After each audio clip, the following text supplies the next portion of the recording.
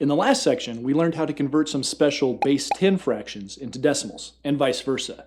Now we're going to learn how to convert any fraction into a decimal. And it turns out to be really simple. All you have to do is divide. Since a fraction is really just a division problem, if you go ahead and do the division, you'll get an answer. And that answer will be the decimal value of the fraction. Now there's two ways we can do the division. The easy way and the hard way. Now, just because I'm mean, we're going to start with the hard way. Let's take the fraction 1/2 and convert it into a regular division problem with this division symbol. Now all we have to do is follow the procedure for division. We just see how many times this 2 divides into this 1.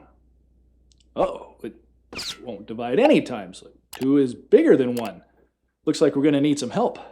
And that's where the decimal point comes in. Now you remember that in the last section, we learned that 1 could be written as 1.0 or 1.00 or 1.000 and its value is still 1. Let's try doing that here and see what happens. After the 1, put a decimal point and then a 0 in the tenths place. Now our division problem looks like 10 divided by 2, and that's easy to do. The only difference is we have a decimal point. Let's ignore the decimal point for a minute and pretend that our problem really is 10 divided by 2. So 2 will go into 10 5 times, because 5 times 2 equals 10. And that leaves no remainder. So we're done, right? Not so fast. We've got that decimal point to deal with. And we know that 5 can't be the answer because 5 is bigger than 1/2. We just need to include the decimal point in our answer for it to be correct. We put it directly above the decimal point in our problem. There. Now our answer is 0.5, or 0.5, which is the more proper way to write it. So by dividing, we figured out that the decimal value of 1/2 is 0.5. Now let's try converting the fraction 3/4 by dividing. Of course, we start by rewriting our fraction like this, 3 divided by 4. And again, we run into the same problem. 4 is too big to go into 3, so it looks like we're going to need a decimal point here too. Let's put a decimal point after the 3 and a 0 in the tenths place to make 3.0. Now our problem almost looks like 30 divided by 4.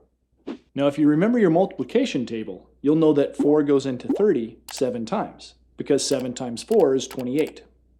30 minus 28 leaves a remainder of 2, but we don't want a remainder, so let's keep going. 4 is too big to divide into 2, so the only way we can get rid of the remainder is to use another 0 in the hundredths place, which makes the number we're dividing up kind of look like 300. Now we can bring down that extra 0 to make the remainder look like 20. And 4 will go into 20 5 times, because 5 times 4 equals 20, and that leaves no remainder. Oh yeah. But don't forget, we need to include the decimal point in our answer. Now if you've kept your columns lined up like I have, you'll see that the decimal point goes right here, and that makes our answer 0.75. So the decimal value of 3/4 is 0.75. All right, let's convert one more the hard way. Let's find the decimal value of 1/3 by dividing 1 by 3. Again, 3 is too big to divide into 1, so we'll need to use a decimal point and another 0, which makes our problem look like 10 divided by 3. That's easy. 3 goes into 10 3 times, because 3 times 3 equals 9, and that leaves a remainder of 1. Just like before, we don't want a remainder, so let's use another 0 so we can keep on dividing. And that gives us 10 divided by 3 again. Well, we know that 3 goes into 10 3 times and leaves a remainder of 1. Still a remainder of 1. Well, it looks like we're going to need another 0. But that's just going to give us 10 divided by 3 again, which is going to give us another remainder of 1. This looks like it might keep on going forever. Some fractions are like that. If you divide them, you'll see a repeating pattern of numbers that continues on forever. So the decimal value of 1/3 is 0.33333333, and 3's that keep on going forever. But since we can't keep writing 3's forever, we can just stop and round the number off. Or we can use this special symbol that means this number repeats forever. Alright, so all we have to do to convert a fraction into a decimal is divide. And so far, we've been doing that the hard way. But now, we're going to do it the easy way. We're going to use a calculator.